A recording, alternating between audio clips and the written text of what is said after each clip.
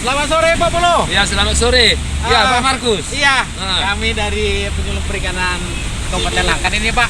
Iya, iya. Mau cerita-cerita kita sedikit tentang bagaimana melakukan usaha budidaya udang faname di kolam tambak. Ini untuk membantu teman-teman yang melakukan usaha yang serupa dimanapun berada Pak Polo.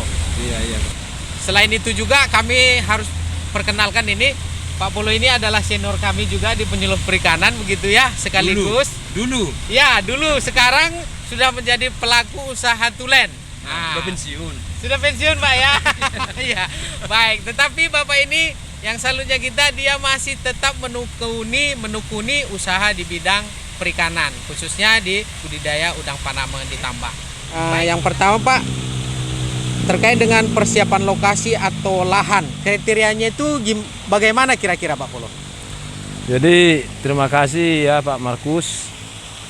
Jadi kalau kriteria daripada pemilihan lokasi yang baik untuk tambak udang faname, yang pertama kita harus tinjau dulu dari beberapa aspek ya.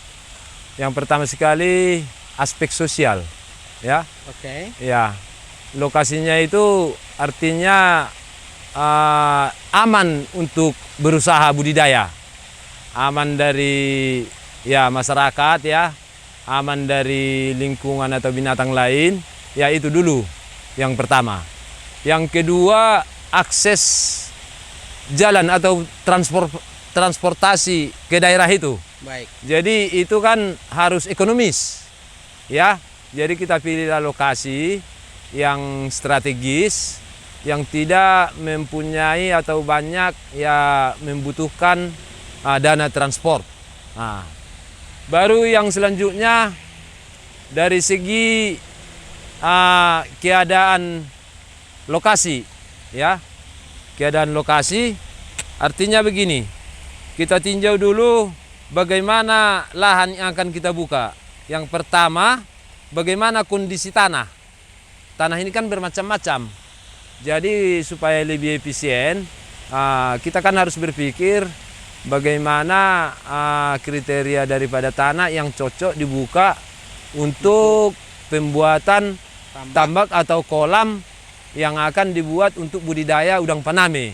Kan seperti itu. Benar. Jadi kita harus lihat bagaimana kondisi tanahnya. Jadi pada umumnya di daerah-daerah pantai kita ini, di Langkat ini, pada umumnya tanahnya tanah-tanah apa namanya? Tanah-tanah tumpukan-tumpukan bahan-bahan organik ya. Jadi itu. Jadi sebaiknya kalau bisa tanah ini kita pilih di daerah pantai ini yang ada kandungan liat berpasir. Lihat berpasir Pak Ya, sedikit pasirnya dia agak liat. Jadi dia bagus untuk tambak. Jadi itu makanya yang sering berhasil itu kita lihat ya, sudah kita banyak jalan-jalan di pesisir pantai Kabupaten Langkat ini, pada umumnya itu yang berhasil. Jadi itu yang mengandung ya liat sedikit berpasir. Nah itu. Jadi kalau tanah-tanah yang seperti yang kita miliki ini memang kurang dia. Kurang artinya ini kan humus yang sudah menumpuk ya. Kita dari sisa-sisa hutan-hutan dulu, zaman-zaman dulu ya. Jadi kurang bagus dia. Jadi bahan organiknya cukup tinggi. Jadi kita pilihlah lokasi ya yang kandungan tanahnya itu ya sedikit berpasir, liat berpasir gitu. Baik. Nah itulah mengenai persiapan lokasi lokasinya. Kalau kita ingin membuka usaha tambak atau kolam udang faname. Baik Bapak. Terus yang selanjutnya Pak, terkait dengan persiapan kolam, apa aja yang harus kita persiapkan ini Pak Polo? Jadi maksudnya persiapan kolam apa konstruksi apa persiapan mau pelihara budidaya gitu? Ya, konstruksi untuk pemeliharaan budidaya faname di tambak begitu. Oh, konstruksi. Iya. Jadi begini Pak Markus ya. Iya, Pak. Jadi kalau berbicara masalah konstruksi ini banyak karena teknologi yang dikembangkan sekarang bermacam-macam. Yang pertama sekali adalah teknologi tradisional. Yang kedua teknologi sederhana. Yang ketiga teknologi semi intensif. Terus kemudian teknologi intensif. Intensif, ya. Sekarang ini sudah ada lagi super intensif. Nah, jadi masalah konstruksi ini tergantung kepada kemampuan kita atau modal yang kita miliki. Nah, sekarang kita mau pilih yang super intensif, mau intensif, mau semi, mau sederhana, mau tradisional, kan gitu ya. Iya, Pak. Jadi kita berbicara masalah yang intensif dulu lah, sama yang super intensif. Jadi artinya kalau super intensif ini, dia tambaknya dibuat hanya luasannya itu tidak begitu luas. Artinya lebih kurang 1000 sampai 1200 meter satu kolam. Kan cukup kecil. Iya. Ya. Tapi harapan kita dari kolam yang sebegitu luas itu bisa menampung atau kapasitas penebarannya bisa tinggi. Nah, jadi walaupun dia sempit tapi pada tebarnya tinggi. Nah, begitu juga kalau yang intensif. Kalau yang intensif ini pada umumnya sekitar 33.000 meter bujur sangkar. Nah, contohnya misalnya ada 1 hektar dibagi 3 gitu. Itu yang intensif. Jadi yang sekarang yang kita sering kita lakukan di sini yang intensif, yang masih intensif. Kalau super intensif belum, karena lahannya tidak memungkinkan belum. Nanti di suatu saat mungkin bisa kita kembangkan. Jadi kalau berbicara masalah yang intensif, ya, yang intensif ini kan pada tebarnya kan sekitar 300.000 per hektar ya. Iya, Pak. 300.000 per hektar. Jadi kalau ada dia 3 petak dibuat 33.000 meter, paling-paling 1 petak dia 100.000 ekor. Nah, itulah yang kita buat. Udah itu sarananya kita lengkapi. Jadi masalah konstruksi ini kalau yang kami lakukan di sinilah ya. Iya, Pak. Yang kita lakukan di sini ya namanya masih intensif ya. Ya intensif artinya kita sudah memiliki kincir ya, kincir, sudah ada perlakuan-perlakuan yang lain. Udah itu pemasukan air pun ada tandon ya. Dari tandon udah itu masalah penggantian air tentu sudah dari tandon yang sudah diendapkan. Kan seperti itu. Jadi konstruksinya ya seperti inilah benteng kita buat ya. Benteng talutnya ya, bisa lihat sendiri. Di sini karena tanahnya ini adalah tanah-tanah gambut kita bilang. Jadi dia talutnya ini dia mereng. Iya. Mereng. Kalau dia tanah liat berpasir tadi agak tegak dia. Jadi talutnya ini agak begini gitu. iya 1:2 ini. Artinya kalau tingginya itu 2 meter, iyalah 2 meter, dia ke sana sudah 4 meter jadinya dia. Jadi mereng betul dia. Iya, benar. Karena tanah gambut. Di sini tanah gambut. Jadi kandungan bahan organiknya banyak. Jadi itu makanya kalau ada tanah liat berpasir bisa agak tegak dia dindingnya. Jadi seperti inilah konstruksi yang kita buat untuk intensif di sini. Nah, jadi kalau masalah benteng ini barangkali ini relatifnya ini. Relatif yang penting konstruksinya bisa menampung air Iya, dan kokoh ya, Pak. tidak bocor dan tidak pros. Iya, iya. Nah, itu barangkali Pak Markus Baik. sementara ya. Selanjutnya Pak Polo terkait dengan persiapan air, kira-kira langkah-langkah apa yang harus teman-teman lakukan ini supaya tambaknya bisa nanti berhasil ke depan. Jadi begini masalah persiapan air ini ya.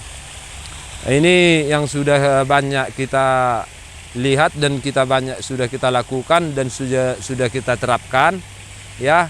Jadi ini perlakuan ini sebenarnya di tengah-tengah masyarakat pelaku utama ini banyak trik-trik atau teknik-teknik untuk pembuatan persiapan air ya. Baik. Jadi yang kita lakukan di sini aja lah ya. Iya, Pak. Jadi yang kita lakukan di sini kalau persiapan air ini kan sebelum persiapan air kan harus ada persiapan kolam. Betul. Sebelum masuk kepada persiapan air ada persiapan kolam. Persiapan kolam ini tentu kita harus ada pengolahan dasar tambak ya, pengolahan dasar tambak. Sebelum dasar tambak diolah sudah ada pencucian kan gitu.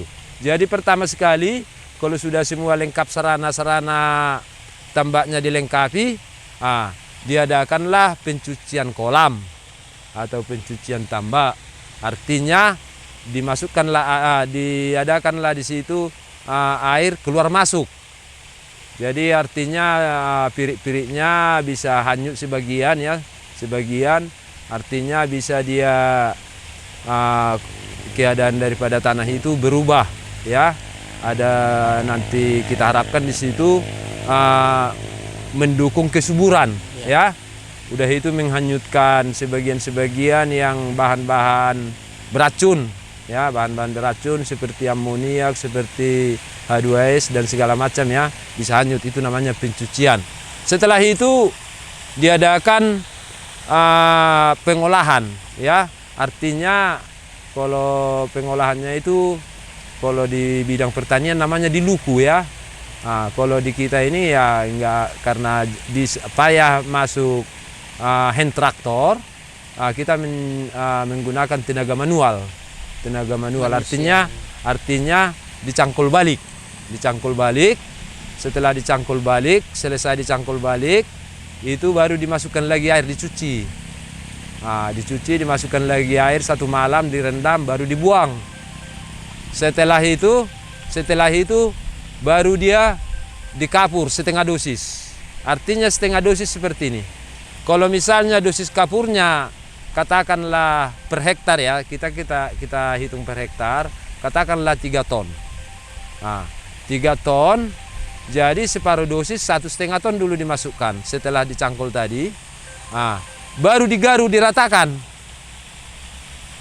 Habis diratakan, baru setengah dosis lagi ditabur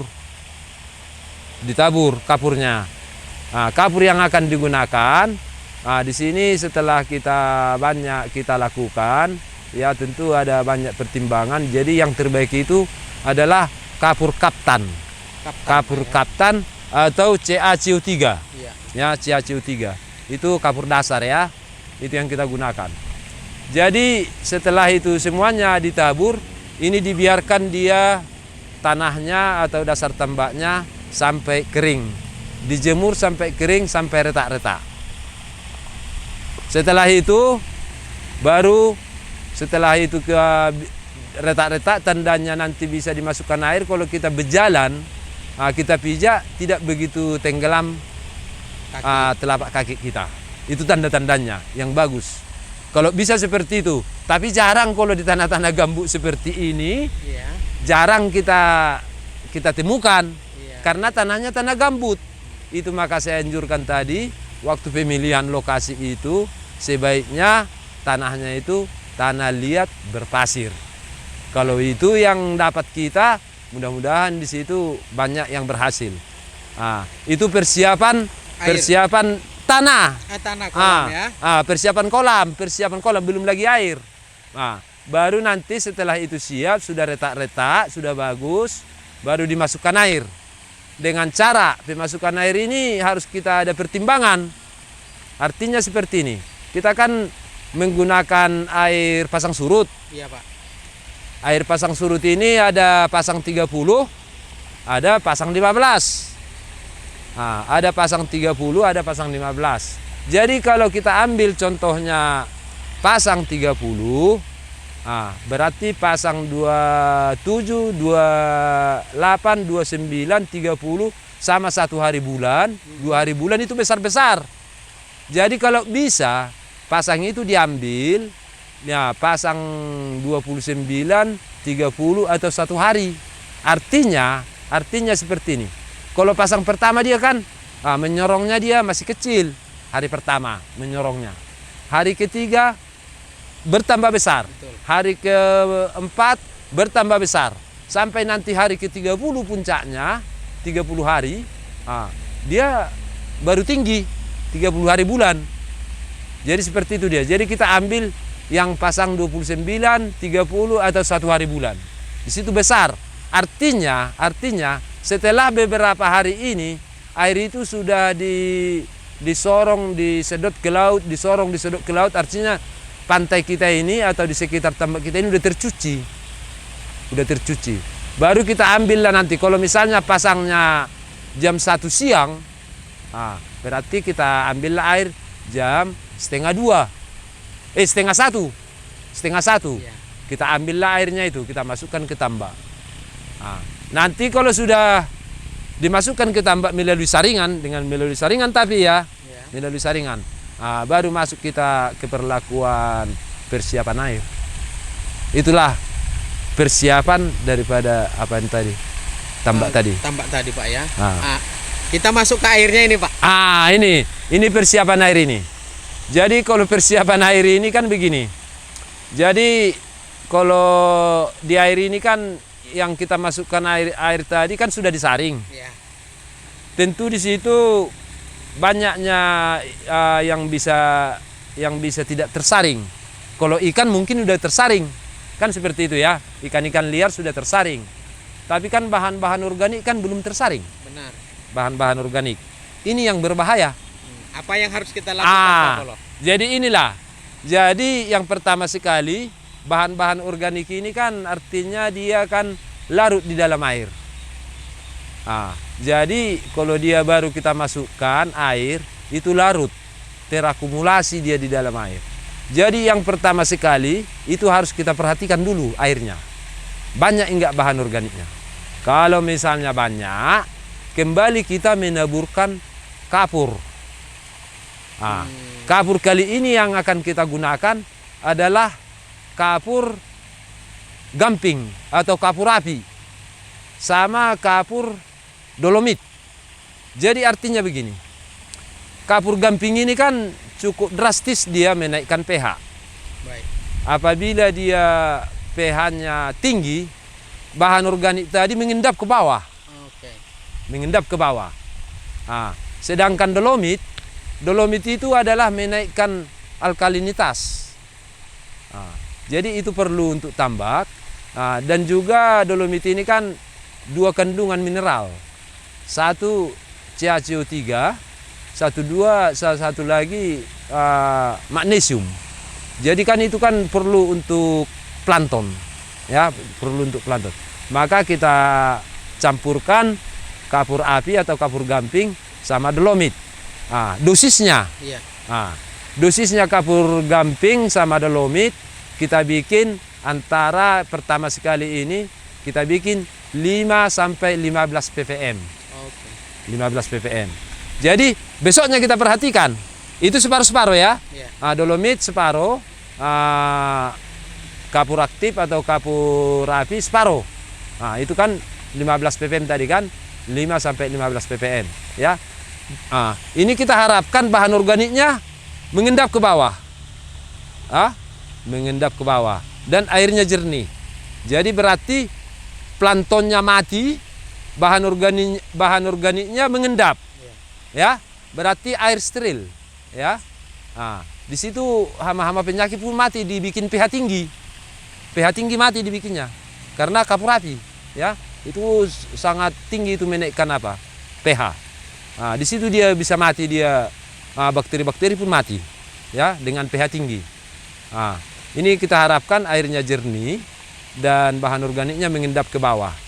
Berarti tugas kita sekarang kalau bahan organiknya sudah mengendap, berarti ada perlu bakteri untuk menguraikan bahan organik yang sudah mengendap di bawah. Jadi bahan ini bakteri probiotik yang kita gunakan ke sini ada 2 macam yang sering kita lakukan. Yang pertama yang mengandung lactobacillus. Ini kita gunakan lakto melalui kultur perbanyakan. Ya, ada lagi tapi jarang ya menggunakan bacillus. Bacillus ini menurut pengalaman kami di sini, Iya, Pak. bacillus ini kalau menurut kami kurang efektif karena begini. Karena bacillus ini kan dia bakteri anaerob, membutuhkan oksigen dia. Ya, membutuhkan oksigen. Jadi dia nanti efektif dia setelah dia melakukan budidaya. Jadi yang efektif di sini adalah lactobacillus, yang kedua jenis Nitrosomonas sama Nitrobacter. Jadi dia bakteri yang anaerob. Jadi di bawah dia ya, di bawah. Jadi itulah Itu berapa hari kita biarkan airnya tadi jernih?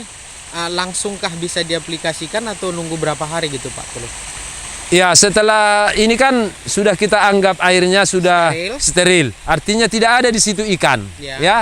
Tidak ada di situ telur-telur ikan atau telur-telur udang atau udang liar atau apa segala macam. Kalau itu kita ragu, tadi kan sudah kita endapkan tadi semua kan, pakai kapur itu tadi kan.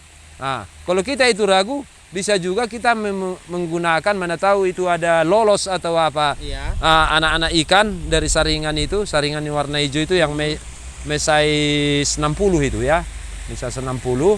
Kalau kita ragu, boleh juga kita menggunakan saponin. Oke. Boleh juga kita menggunakan nupak. Nupak ini membunuh jenis-jenis udang. Iya. Nupak ya. Kalau saponin membunuh jenis-jenis ikan. Kalau kita itu ragu, boleh juga itu digunakan di samping kapur tadi. Iya. Jadi bolehlah itu digunakan. Tergantung kepada keadaan daripada airnya. Kalau misalnya kira-kira sudah bisa kita jamin tidak ada ikan, boleh-boleh saja. Sudah bisa langsung ya. Tapi kadang-kadang memang nggak bisa 100% dia nggak ada ikan. Karena ada yang tertinggal di depan pintu itu, kubangan-kubangan. Di situ masih ada telur atau masih ada anak ikan, tidak bisa kita apa. Jadi itu kan bisalah itu diracun sebelum dimasukkan air tadi. Tapi kalau itu pun masih belum lagi, bisa di waktu dia setinggi 50 cm air, bisa juga itu diracun pakai saponin, sama nupak. Itulah persiapan. Jadi kembali kepada bakteri tadi. Iya Pak. Setelah itu masuk air, sudah diracun semua segala macam. Itulah yang perlu dibuat fermentase. Artinya fermentase ini begini. Fermentase ini kan kita tujuannya untuk membiakkan bakteri itu, memperbanyak ya, kultur ya.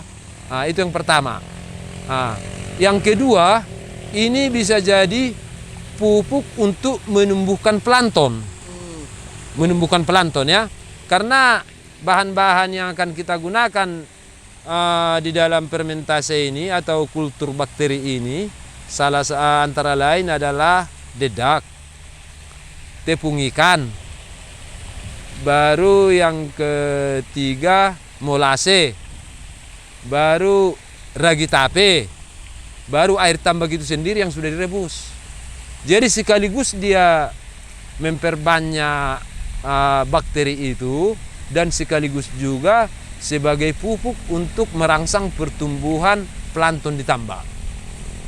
Jadi itu aja, itu yang kita buat supaya menghemat kita kultur. Udah itulah untungnya tadi sebagai pupuk dia. Nanti kalau itu sudah kita buat fermentase itu, kita taburlah itu ke tambak.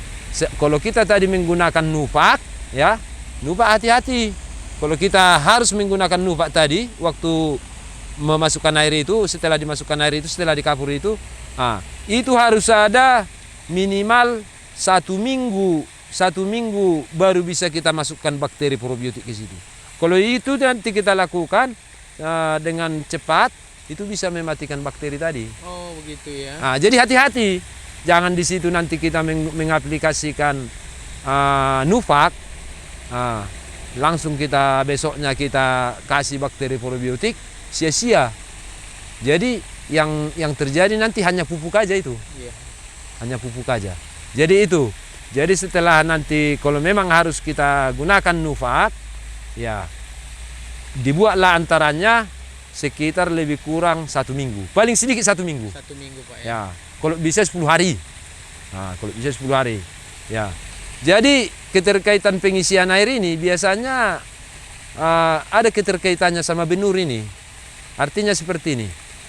Ini sering kejadian, persiapan air sudah dilakukan sampai berbulan-bulan. Benur juga tidak datang. Iya Pak. Makanya sebelum persiapan air atau sebelum persiapan tambak, kita telepon dulu hatchery tanggal berapa ada benur. Benar, iya, benar. Karena di situ yang sering bermasalah. Betul. Mau nanti 2 bulan juga tidak ada benur. Persiapan sudah kita lakukan. Jadi seperti itu Pak. Jadi itulah yang kita buat di dalam persiapan air.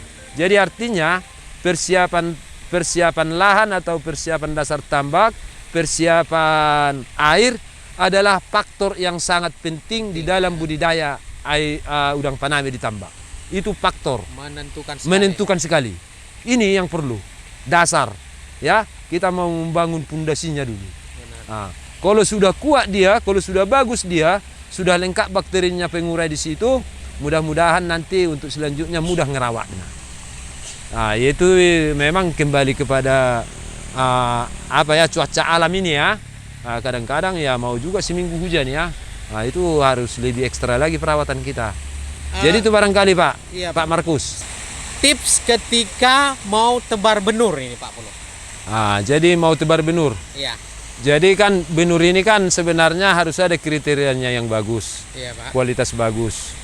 Yang pertama dia kita lihat secara visual, dia kalau bisa lurus dia, jangan bengkok-bengkok, ya benur. Udah itu yang kedua, benur itu warnanya transparan, putih dia.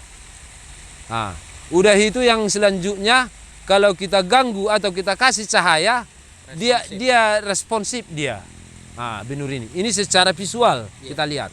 Sebenarnya itu saja pun udah cukup untuk mengetahui benur yang bagus. Tapi kalau kita ganggu aja dia tetap juga berkumpul dia, berarti kurang bagus. Jadi itu ya kalau masalah benur. Jadi ini kan agak ada dilema ya. Kenapa Pak? Karena begini, benur sudah kita order kepada hatchery yang kita percaya. Betul. Katakanlah jumlahnya 150.000 ekor. Dan mungkin dia sudah menerima panjar dari kita. Datanglah benur. Kalau kita tolak ini kan dilema ini. Betul. Tidak bagus kata saya. Iya. Kata saya nggak bagus benur ini. Nggak saya terima kata Wak. Apa yang terjadi? Tambak sudah kita persiapkan. Udah itu dia kecewa. Iya. Kita pun kecewa kalau kita terima. Iya. Ini dilema ini. Betul. Jadi kita usahakanlah benur ini sumbernya bagus.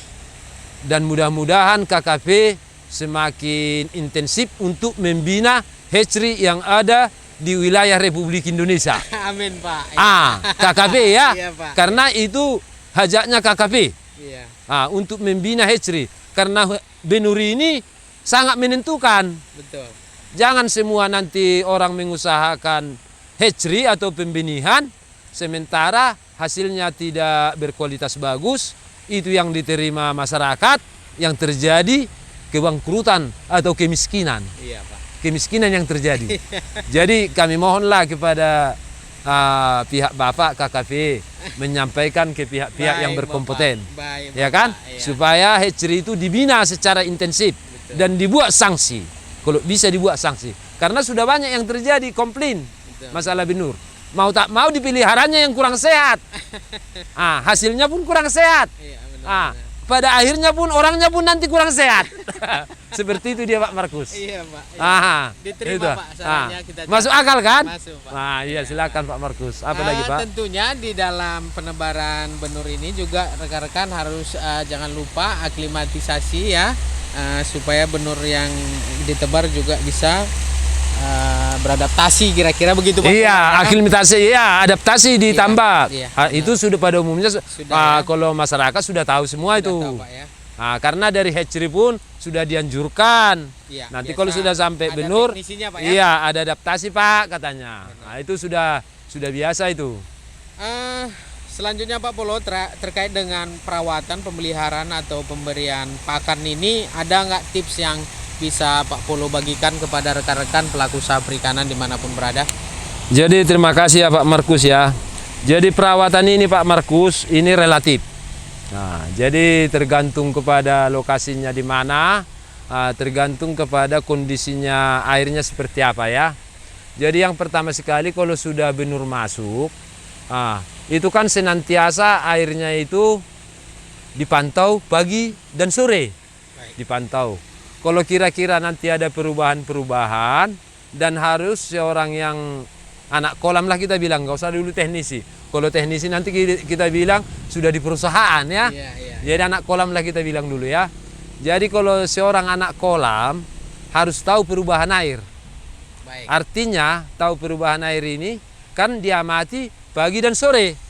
Nah, jadi perubahannya itu harus diamati sedemikian rupa dan teliti. Artinya apa yang terjadi di dalam perubahan air ini? Apakah air ini 3 hari lagi akan jernih? Harus tahu dia. Kalau 3 hari lagi air ini akan jernih, apa yang terjadi rupanya?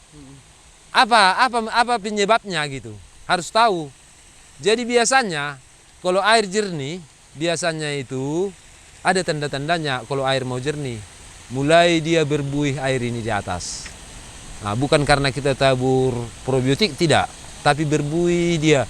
Buihnya itu kotor gitu. Kotor, buram. Nah, tidak jernih.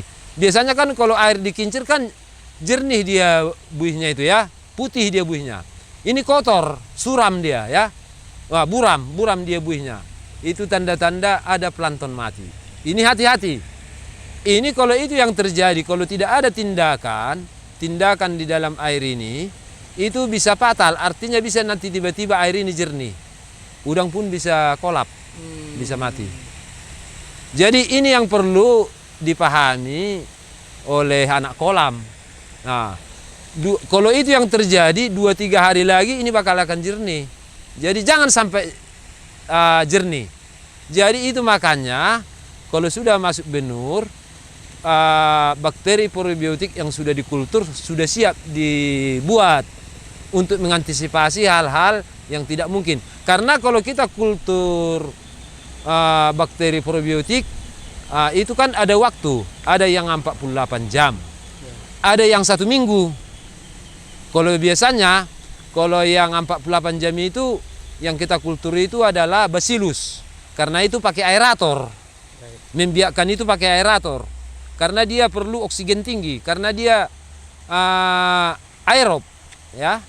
Kalau dia lakto, itu kulturnya itu nggak perlu dia menggunakan aerator, dia dibungkus saja, dia pakai plastik di dalam drum, dia dikasih karet dan dibiarkan diperam dia di situ selama 1 minggu. Itu berbeda dia bakteri anaerob sama bakteri probiotik aerob, berbeda dia untuk kulturnya.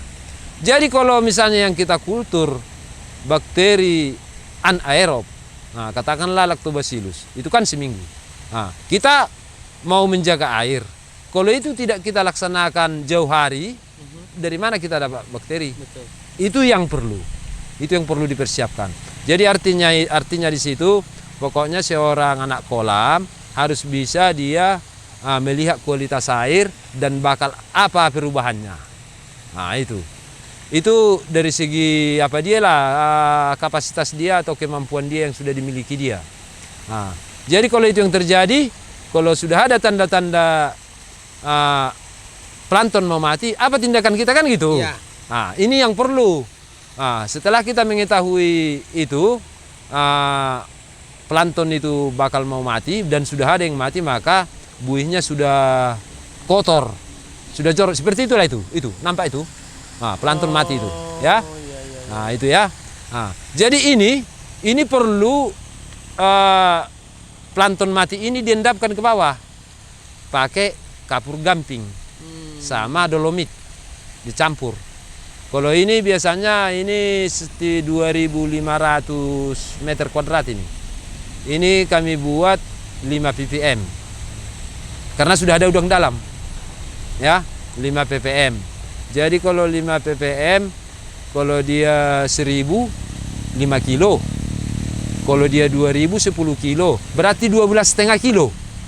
12,5 kilo dibagi 2. Berarti 6 kilo seperempat gamping, 6 kilo seperempat dolomit. Kami campur. Ini kami taburkan malam hari. Nah, atau habis maghrib. Kami tabur. Besok paginya ada matahari, tabur bakteri probiotik yang sudah dikultur. Jadi dia pertama diendapkan pakai kapur di dasar, ya.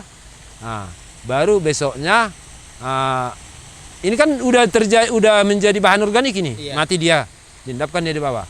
Baru masuk bakteri probiotik untuk menguraikan menguraikan dia.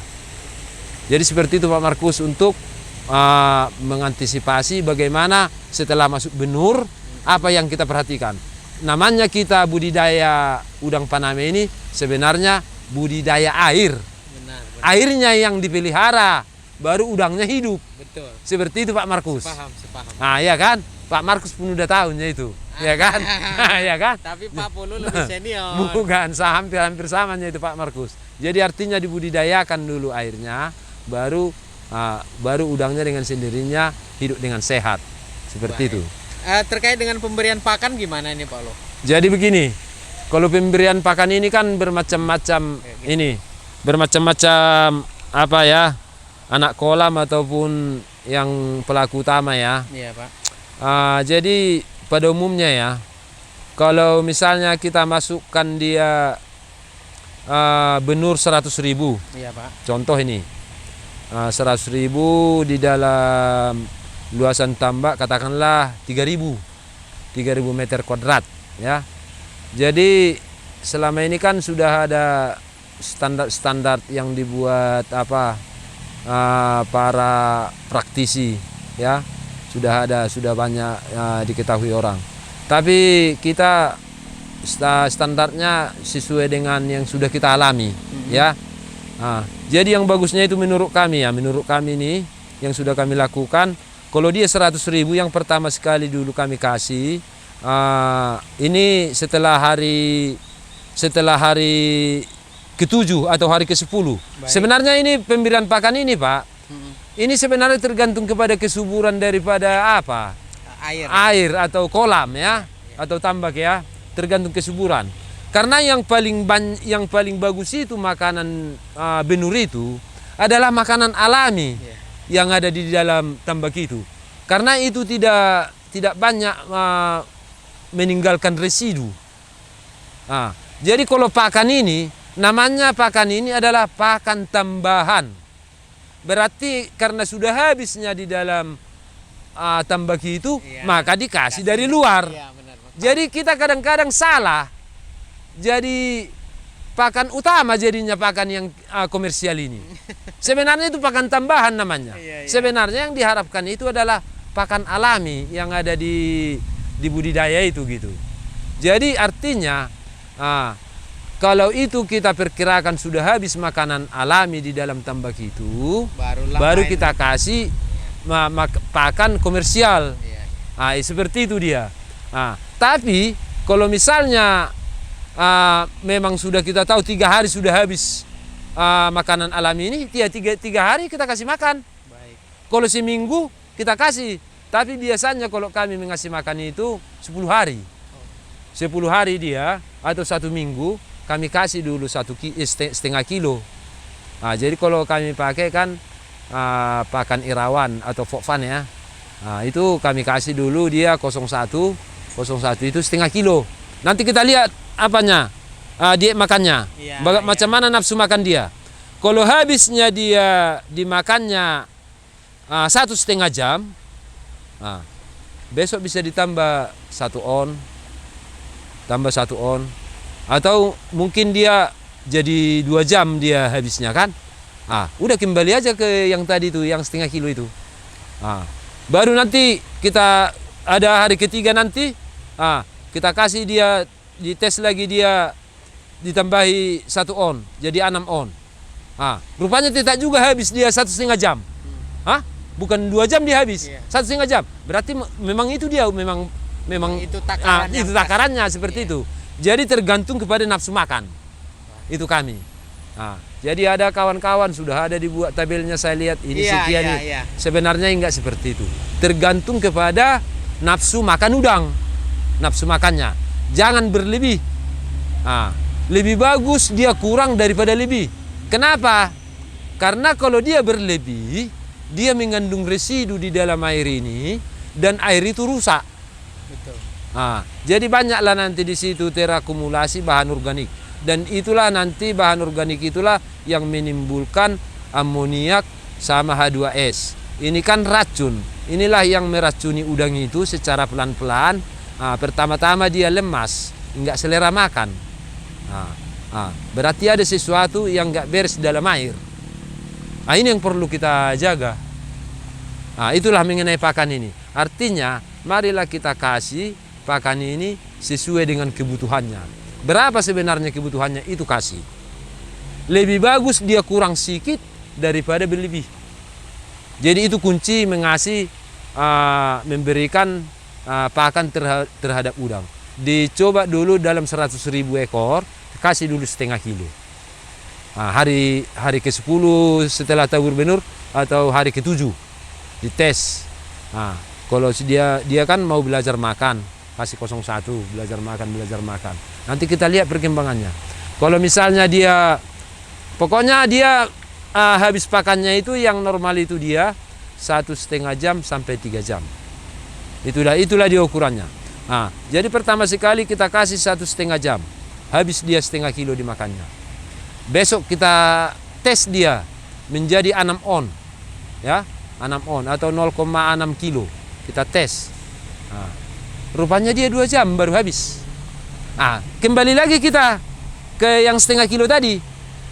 Baru hari ketiganya coba lagi dia yang 1 on lagi ditambah jadi 6 on lagi balik. 1,5 jam habis. Berarti dia itu. Berarti sudah dia. Udah dia itu. Jadi seperti itu ya Pak Markus ya pemberian makan. Begitulah sepanjang masa sampai dia udang itu bisa dipanen. Begitu dia sepanjang. Jadi jangan berdasarkan standar yang sudah ditentukan gitu. Iya, 0,3. Jangan. 0,2. Itu pernah kami lakukan itu jadi anjlok pakan. Ya, dan rusak air. Rusak air. Jadi itu yang perlu dipedomani. Dalam 100.000 ekor, nanti 7 hari atau 10 hari yang akan datang, dikasih dia belajar makan. Seperti itu dia yang kami lakukan. Baik, itu Pak pemberian pakan Pak Markus. Terkait dengan ini Pak Polo, terkait dengan hama penyakit. Hama penyakit, ada pertanyaan dari teman-teman yang pernah mengalami udang mati di usia dini Pak. Penyebab dan solusinya kira-kira apa ini? Terus cara mengatasi WFD. Kira-kira mungkin Pak Polo ada pengalaman dan bisa dibagikan untuk rekan-rekan pembudidaya yang lain begitu? Jadi begini Pak Markus ya, tentang hama dan penyakit ini. Jadi pertama hama dulu. Hama ini pada umumnya sudah bisa dikendalikan pelaku utama pada umumnya ya. Entah itu ikan atau hama dari luar, entah ular atau kepiting liar atau sudah bisa dikendalikan. Kita anggap sudah bisa lah. Yang menjadi permasalahan adalah penyakit. Inilah yang sering menghantui daripada pelaku utama. Penyakit ini ada berbentuk bakteri, ada berbentuk virus, ada berbentuk jamur. Ya. Kan seperti itu ya. Benar. Tapi yang sering dia diserang penyakit adalah vibrio ini, sama virus. Baik. Ya. Ini yang sering ya terjadi. Jadi semuanya ini, kenapa ini terjadi kan seperti itu? Iya. Sebenarnya begininya ini Pak Markus ya. Pak Markus pun udah tahunya ini sebenarnya. Jadi begini ya, penyakit ini datang ya terhadap yang kita budidayakan ini karena ada celah. Kenapa saya bilang celah? Kita tadi budidaya air ya. Iya. Budidaya air, bukan budidaya udang. Budidaya air payau ya. Jadi karena ada celah, kualitas airnya tidak bagus. Akibatnya udangnya karena kualitas airnya tidak bagus, lemah, tidak nyaman. Di mana-mana ada penyakit. Karena dia lemah di situ dia hinggap penyakitnya. Iya, paham. Seperti itu dia. Jadi artinya penyakit ini karena ada peluangnya dia hinggap. Di siapa yang lemah itu dihinggapinya. Jadi yang pertama sekali udangnya diusahakan imunitasnya tinggi. Itu yang pertama sekali. Berarti pakannya harus dikasih campuran multivitamin. Itu yang pertama. Baik. Ya. Ini yang kedua nih, yang kedua. Yang pertama kualitas airnya dijaga. Kualitas air ya. Ini sudah yang kedua. Baik. Nah, pertama kualitas airnya tetap dijaga. Jadi celah atau peluang untuk hinggap penyakit tidak ada. Baik. Nah, baru yang kedua imunitasnya itu dijaga. Imunitasnya kita kasih multivitamin atau suplemen. Kita kasih campuran. Jadi kalau kami di sini merek dagangnya lah kita bilang kami kasih Peterna multivitamin. Terserah yang mana mau pakai. Yang penting dia multivitamin untuk udang, ya. Jangan nanti multivitamin untuk yang lain, ya kan? Multivitamin untuk udang, Baik, Pak. ya kan? Karena ada juga multivitamin untuk manusia, apalagi anak muda kan gitu. Nah, jadi itu multivitamin untuk udang. Baik. Tergantung kepada merek apa yang mau digunakannya. Ini kan pencegahan ini ya. Iya. Baru airnya tadi sudah. Baru apabila sudah kena, ya, apabila sudah kena. Oh, pencegahan ya, satu lagi ada pencegahan. Karena saya bilang tadi yang sering kena penyakit adalah penyakit vibrio, termasuk WFD tadi. Iya. Penyakit kotoran putih, ya, kotoran putih. Jadi itu yang sering terjadi di daerah kita ini, di Teluk Haru inilah kita bilang ya, sampai ke Teluk Muki itu yang sering terjadi. Jadi untuk mengantisipasi ini tadi dikasih dia multivitamin. Baru yang kedua dikasih dia ekstrak bawang putih, tapi 2 hari 1 kali. 2 hari 1 kali. Karena ini bawang putih ini kan adalah termasuk pestisida, ya. Alisin dia, kandungannya alisin. Dia membunuh bakteri.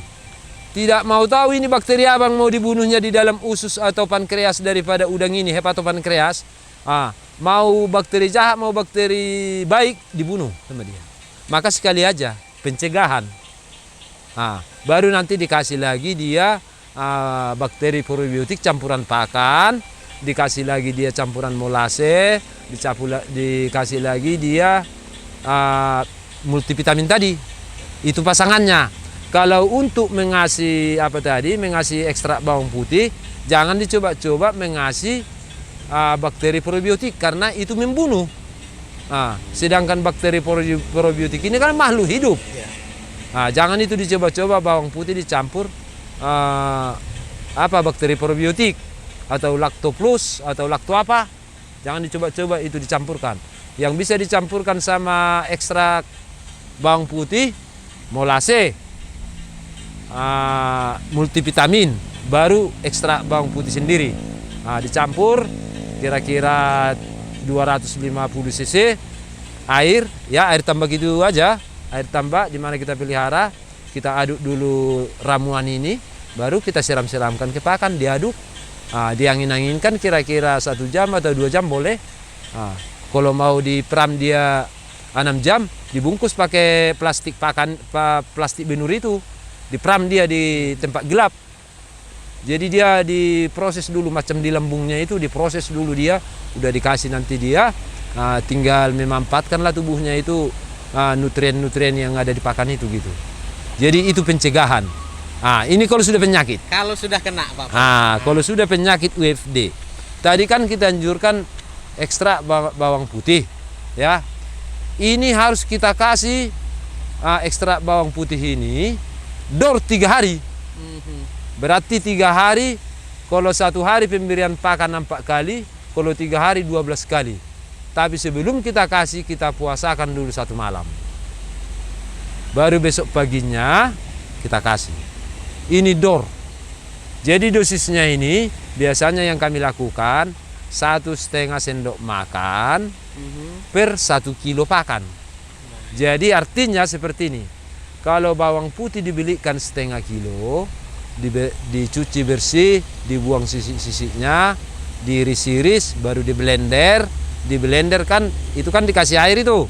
Waktu memblender itu, air secukupnya dikasih itu. Nggak boleh berlebih, nanti di waktu ini blender nggak bisa. Mama udah pandai memblender itu. Pokoknya sudah kita bersihkan, udah kita potong-potong. Suruh aja ibu-ibu memblendernya. Nanti kita kasih aja 1,5 sendok makan untuk 1 kilo pakan. Baru kita kalikan, baru kita campurkan sama yang tadi. Itu untuk pemberantasan berak putih, mudah-mudahan 3 hari sembuh. Sembuh, pengalaman sembuh. Pengalaman gitu, Pak, sembuh ya, sembuh pengalaman. Tapi harus ada pencegahannya tadi. Pencegahan itu 2 hari sekali kasih. Mudah-mudahan nggak kena. Baik. Iya, jadi seperti itu. Jadi menyangkut kepada penyakit yang lain. Iya. Ya. Iya. Jadi kita lihat ya, kita banyak lihat ya kawan-kawan termasuk aku sendiri pernah juga mengalami udang mati di pinggir-pinggir tambak atau kolam ya pada usia dini. Jadi itu tadi ya, penyakit tadi itu dia muncul atau masuk celah ketika udang lemah. Kenapa udang lemah? Berarti airnya tidak bagus. Itu sudah pasti. Jadi untuk mengatasinya berarti airnya dulu diperbaiki, baru udangnya dikasih tindakan, kan seperti itu. Apa penyebabnya udangnya bisa lemas? Itu dulu diperbaiki. Kalau misalnya karena banyak dia di situ bahan organik, ya disipon dulu lah bahan organiknya, baru ditambahi air atau dikurangi air, atau tadinya dikurangi air baru ditambah atau diganti air 20%, baru dikasihkan air yang sudah diendapkan. Artinya air sudah dari tandon. Kalau bisa ya, itu yang dimasukkan. Setelah dimasukkan, diberi kapur tadi. Iya. Diberi kapur, setelah dimasukkan diberi kapur, dikasih probiotik untuk mengolah menguraikan bahan-bahan organik. Setelah bagus, kalau memang kurang cerah, terlalu cerah, ya dikasih untuk dikasih mineral. Mineral kan ada untuk membantu pertumbuhan plankton. Nanti dikasih, kan ada mineral. Bisa juga dicampur itu untuk untuk kapur. Itu kan dolomit itu kan mineral, mengandung kalsium sama magnesium. Ditambah lagi nanti unsur-unsur yang lain dari mineral, campur. Ya, setelah itu bagus. Mudah-mudahan nggak ada kena penyakit. Tapi kalau toh kena penyakit, berarti ada celah yang tidak kita ketahui. Iya. Tapi sudah terlanjur dia kena, bagaimana? Kan gitu. Jadi setiap udang yang sudah kena penyakit, jangan dicoba-coba lagi diberi pakan. Itu yang pertama. Kunci pertama itu, jangan dikasih pakan. Sebelum air diperbaiki, perbaiki dulu air. Ya, apapun penyakit udang, kalau sudah kena penyakit udang jangan lagi dikasih pakan. Sebelum air diperbaiki. Jadi airnya dulu diperbaiki, baru udangnya. Jadi kalau penyakit yang kena virus itu tidak ada obatnya. Tidak ada obatnya. Tadi kan ada vibrio, ada virus ya, ada jamur ya. Tapi itulah. Jadi kalau cendawan itu jamur yang mau lengket di tubuhnya, itu kenapa lengket kan gitu? Memang di dalam air ini banyak penyakit, banyak juga di sini ya tumbuh-tumbuhan ataupun cendawan atau jamur yang bisa lengket terhadap udang. Di air ini banyak. Tapi kalau kuat stamina udang ini kan nggak lengket. Ya, kalau antibodinya tinggi nggak lengket. Berarti kan ada celah, maka dia lengket. Seperti itu. Kalau sudah terkadung lengket, misalnya katakanlah jamur atau cendawan, itu harus kita usahakan ganti kulit. Ganti kulit. Yang pertama untuk mengadakan untuk melakukan supaya bisa ini ganti kulit. Pertama kita lengkapi dulu dia pertama mineral sama udang. Kasih dulu unsur mineral sehingga kulitnya bisa bagus untuk ganti kulit. Bisa keras, bisa bagus.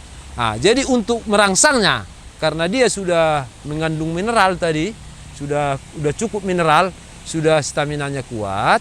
Karena kita kan karena belumuk dia tadi kan, bukan karena virus, bukan karena bakteri yang lain ya kan. Ini karena lumut aja, ya, cendawan lengket di tubuhnya. Udah dikasih mineral dia, walaupun dia makannya cengap-cengap atau pelan-pelan, tapi dia sudah konsumsi mineral. Baru kita kasih kapur dosis tinggi. Dikasih dia dosisnya 10 ppm. Mudah-mudahan 10 ppm ganti kulit dia.